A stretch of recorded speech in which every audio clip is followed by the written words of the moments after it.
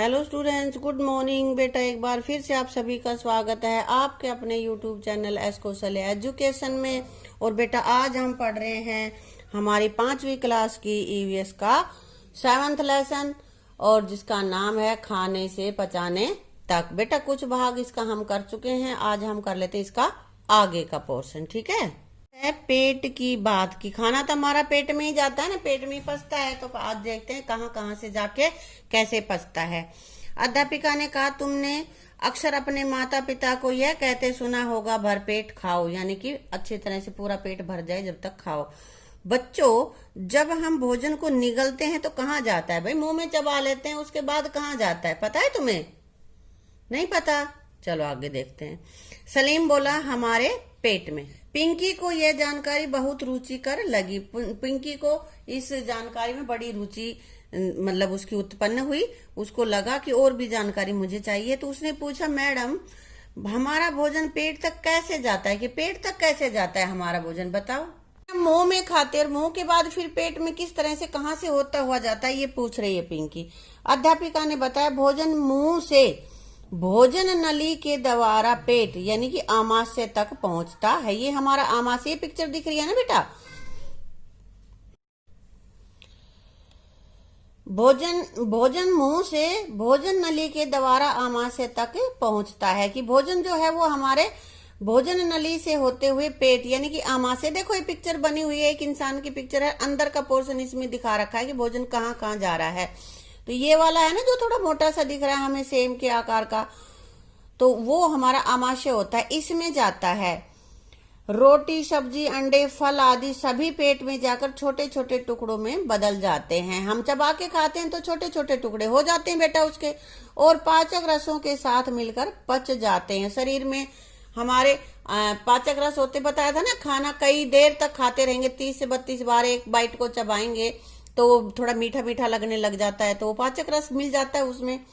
इस पाचक रस से ही हमारा भोजन पच जाता है। पचा हुआ भोजन आमाशय से आंत में जाता है, यह आमाशय में जाता है, फिर यहाँ पे पचता है, और फिर इन आंतों में देखो ये एक तो लाल लाल कलर से दिख रही है, और एक यहाँ पे हमें दूसरे और येलो येलो से दिख रही है। तो रेड है, ये छोटी आंत है, ये बड़ी आंत। आमाशय से होता हुआ छोटी आंत में जाएगा, फिर बड़ी आंत में, इस तरह से जाता है। शरीर में खाना कहाँ कहाँ से जाता है, चित्र में उसका रास्ता दिखाओ। देखो पहले हमने मुंह से खाया, भोजन नली में, आमाशय में गया, आमाशय से यहाँ पे छोटी आंत से ये सारा होता हुआ यहाँ इधर बड़ी आंत में, और फिर यहाँ चला गया। ठीक है बेटा। मुंह और पेट के अलावा पाचक रस और कहाँ होते हैं? मुंह में और पेट में यानी कि आमाशय में। और कहाँ पे होते हैं? तो ये कह रहा है, यहाँ पे मैंने उत्तर लिख दिया इसका, मुंह और पेट के अलावा पाचक रस पाचक ग्रंथियों में होता है। पाचक रस पाचक ग्रंथियां होती हैं, उनमें भी होता है। दूध पीने के बाद कुछ समय बाद जब बच्चा दूध निकाल देता है तो दही के समान क्यों दिखता है? क्योंकि दूध जब हमारे शरीर में पचने लगेगा तो वो फट जाता है, अब जो पाचक रस मिलते हैं उनसे, और फिर तभी वापिस आता है, तो हमें दही सा दिखाई देता है। इसको बेटा मैं क्वेश्चन आंसर में अलग से लिख दूंगी, नोटबुक में लिख लेना, यहाँ पे जगह कम है। ठीक है। अगला है ड्रिप द्वारा ग्लूकोज। ग्लूकोज तो तुमने खूब पिया है ना। तो कुछ ग्लूकोज ऐसा होता है कि हम पानी में घोल के पीते हैं, और कुछ जब ज्यादा बीमार वगैरह हो जाते हैं तो डॉक्टर्स हमें ड्रिप से लगाते थे, ये लगा रखी है ना, कहते हैं ग्लूकोज चढ़ा था।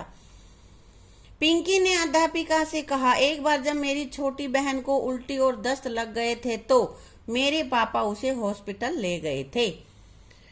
डॉक्टर ने उसकी जांच की और बोले, इसके शरीर में तो पानी की कमी हो गई है, उसे ड्रिप द्वारा ग्लूकोज चढ़ाना पड़ेगा। ये देखो ये लगा रखा है। ठीक है। मैडम ग्लूकोज क्यों चढ़ाते हैं? मैंने तो कई बार ग्लूकोज घोलकर पानी में पिया है। अब बेटा ग्लूकोज क्यों चढ़ाया जाता है? जब ज्यादा मात्रा पानी की कम हो जाती है तो तुरंत उसको, किसी भी मरीज को तुरंत आराम देने के लिए ग्लूकोज चढ़ाया जाता है। ठीक है बेटा। अध्यापिका ने बताया, अत्यधिक उल्टी व दस्त लगने से शरीर में कमजोरी आती है तथा पानी की कमी हो जाती है। उल्टी और दस्त के द्वारा हमारा शरीर का पानी बाहर निकल जाता है, इसलिए ड्रिप द्वारा ग्लूकोज चढ़ाया जाता है। इससे शरीर को जल्दी ताकत मिलती है और पानी की कमी भी पूरी हो जाती है। ग्लूकोज भोजन का सबसे सरल रूप है। ग्लूकोज भोजन का कैसा रूप है? सबसे सरल रूप है। आगे बेटा ये हमारे पास है कुछ क्वेश्चन आंसर। क्या तुमने कभी ग्लूकोज चखा है या पिया है? इसका स्वाद कैसा होता है? ग्लूकोज पिया होगा भाई, गर्मियों में पी लेते हैं हम। हाँ, मीठा होता है। तुमने पिछली कक्षा में जीवन रक्षक घोल बनाया था, यह किस रोगी को कब दिया जाता है? जीवन रक्षक घोल क्या होता है बेटा? नमक और चीनी का जो घोल होता है उसको जीवन रक्षक घोल कहते हैं। और ये कब दिया जाता है? जब उल्टी व दस्त ज्यादा हो जाए और पानी की कमी ना हो, इसलिए उसको दिया जाता है। घर में जीवन रक्षक घोल बनाने के लिए किन चीजों की आवश्यकता होती है? कि मैंने अभी बताया, नमक, चीनी और पानी, 3 चीजों की आवश्यकता होती है इसमें। ग्लूकोज और जीवन रक्षक घोल के स्वाद में क्या अंतर होता है? ग्लूकोज तो बेटा मीठा होता है और जीवन रक्षक घोल क्योंकि उसमें नमक भी मिलाते हैं, चीनी, दोनों चीजें मिलाते हैं ना, इसलिए वो मीठा और नमकीन होता है। ठीक है। आगे स्कूल में हुआ हेल्थ चेकअप है। बच्चों का तुम्हारा भी होता है ना चेकअप है, ऐसे ही यहाँ पे स्कूल में इस बच्चे का भी चेकअप हो रहा है। देखो ये सारे चेकअप करवा रहे हैं। उन्होंने बच्चों के दांतों और आंखों का चेकअप किया, वजन और कद भी मापा। डॉक्टर ने बताया कि मेरा वजन तो ठीक है, पर मेरे दोस्त राम का वजन सामान्य से कम था। राम का कितना था? होना चाहिए उससे कम है। और श्याम का ज्यादा, तो जितना होना चाहिए उससे ज्यादा उसका। डॉक्टर अंकल ने उन दोनों को बुलाया और उनसे पूरी जानकारी ली। पूछा कि भाई क्या वजह है, क्या खाते हैं, क्या किस तरह का उनका दिनचर्या है, वो सारा पूछा उन्होंने। वो समझ गए कि दोनों के खराब स्वास्थ्य का कारण था उनकी भोजन संबंधित आदतें, कि वो कैसा भोजन खाते हैं, उस वजह से उन दोनों का स्वास्थ्य खराब था। डॉक्टर अंकल ने उनसे जो बातचीत की उसका निष्कर्ष तुम भी पढ़ो। डॉक्टर अंकल ने दोनों को कहा, तुम्हारी बीमारी का एक ही इलाज है, संतुलित भोजन। अब बेटा सबसे पहले ये देखें कि संतुलित भोजन होता क्या है। यानी कि ऐसा भोजन जिसमें हमारे शरीर के लिए जो आवश्यक तत्व है ना, जैसे कार्बोहाइड्रेट, वसा, विटामिन, ये सारी चीजें हो, तो वो भोजन संतुलित भोजन होता है। ना तो कोई चीज ज्यादा और ना कोई कम हो। अब ये देखो यहाँ पे 2 बच्चे खड़े हैं, एक तो ये इधर राम है और इधर ये श्याम है। दोनों की उम्र 11 वर्ष है, लेकिन उनकी हेल्थ में तुम्हें अंतर दिख रहा है ना। राम भी 11 वर्ष का, श्याम भी 11 वर्ष का। राम को देखकर लगता था जैसे वह 8 वर्ष का हो, छोटा दिख रहा है ना ये। और इधर श्याम ऐसा लग रहा है जैसे 14 वर्ष का है। तो अब राम के बारे में देखते हैं। राम की उम्र दिख रही है अपनी उम्र से 3 साल छोटा दिख रहा है। वो अक्सर बीमार रहता है, हाथ पैर पतले और पेट फूला हुआ है, थकान रहती है, स्कूल पैदल जाना और स्कूल जाने का उसका मन नहीं करता, पैदल जाने का उसका मन ही नहीं करता, खाने का नहीं करता, भूख नहीं लगती और भरपेट खाना भी नहीं मिलता। तो ये इसको पूरा आहार नहीं मिल रहा है, इसलिए ये बीमार ही रहता है और कमजोर है। दूसरा इधर श्याम है, प्राय सुस्त रहता है, मोटा है, शरीर मोटा और थुल पैरों में दर्द रहता है। पैरों पे ज्यादा अपने शरीर का वजन आ जाता है तो पैरों में दर्द हो जाता है। ऑटो रिक्शा से स्कूल जाना, वो पैदल जाता था, वो छोटे वाला जो दिख रहा है कमजोर है, वो ये ऑटो रिक्शा से जाता है। टीवी देखना, घर का बना खाना बिल्कुल पसंद नहीं है। बैठ के आराम से टीवी देखता रहूं, स्कूल में भी ऑटो से जाऊं, और घर का खाना पसंद नहीं है। नए दाल चावल रोटी सब्जी कोल्ड ड्रिंक चिप्स समोसे कचौड़ी आदि उसको अच्छे लगते हैं। ये इसकी आदतें हैं जिसकी वजह से ये ज्यादा मोटा हो रहा है। ठीक है। और इधर इसकी आदतें क्या है कि स्कूल तो पैदल ही जाता है, उसका मन नहीं करता कभी भी जाने का, खाने का मन नहीं करता, भूख नहीं लगती और फिर वैसे उसको खाना भी कम मिलता है। तो दोनों की खाने में ही ज्यादा अंतर मिला है, इसी वजह से उनकी स्वास्थ्य भी ऐसा है। अब आगे है, राम को भूख क्यों नहीं लगती? तुमने अभी पढ़ा है तो उसमें राम को क्यों नहीं लगती? राम हमेशा बीमार रहता है। संतुलित भोजन न मिलने के कारण पाचन ग्रंथियां कमजोर हो गए, पचाती नहीं है वो ग्रंथियां, अतः उसे भूख नहीं लगती। पचता कम है तो भूख कम लगती है।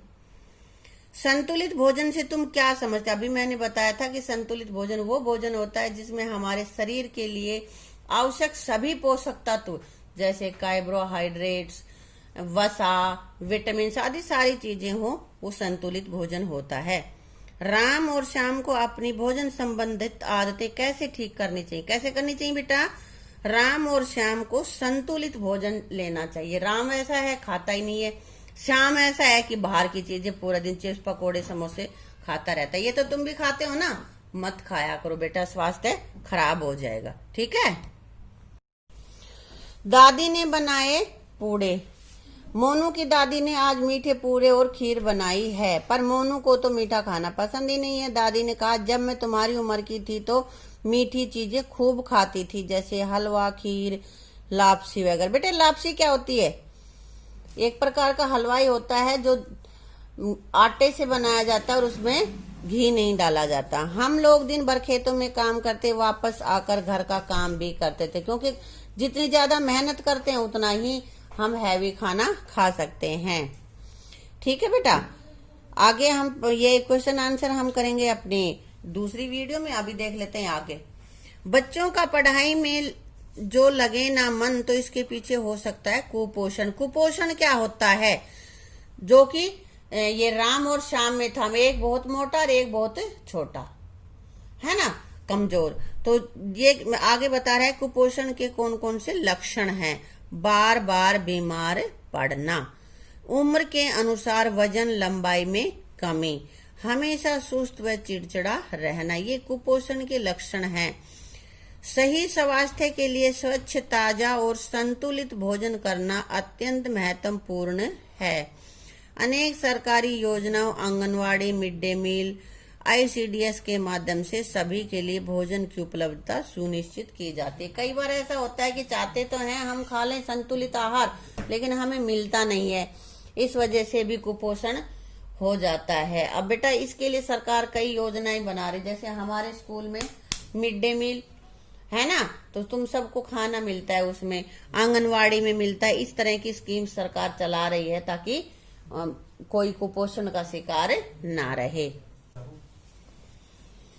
अध्यापक की सहायता से स्कूल के समान आयु के कुछ बच्चों का वजन, कद आदि मापो और तालिका बनाओ। बेटा एक मैंने पहले भी तुम्हें बता रखा है कि अपनी क्लास में 1 सेंटीमीटर का माप लगा लो, वहां से बच्चों को कद का पता चल जाएगा। फिर वेट की जो मशीन होती है उससे तोल के ना बच्चों का वजन करना है और उसकी तालिका बनानी है कि इस पहले बच्चे का नाम, फिर उसका वजन, फिर उसकी लंबाई, इस तरह से ये लिखना है।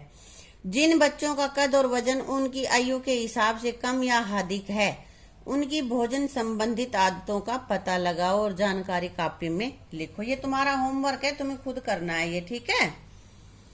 मीरा ने कराया खून टेस्ट। मीरा ने खून टेस्ट करवाया, भाई किस कोई तो वजह होगी, क्या वजह होगी? बीमार होगी मीरा शायद, है ना। देखते हैं।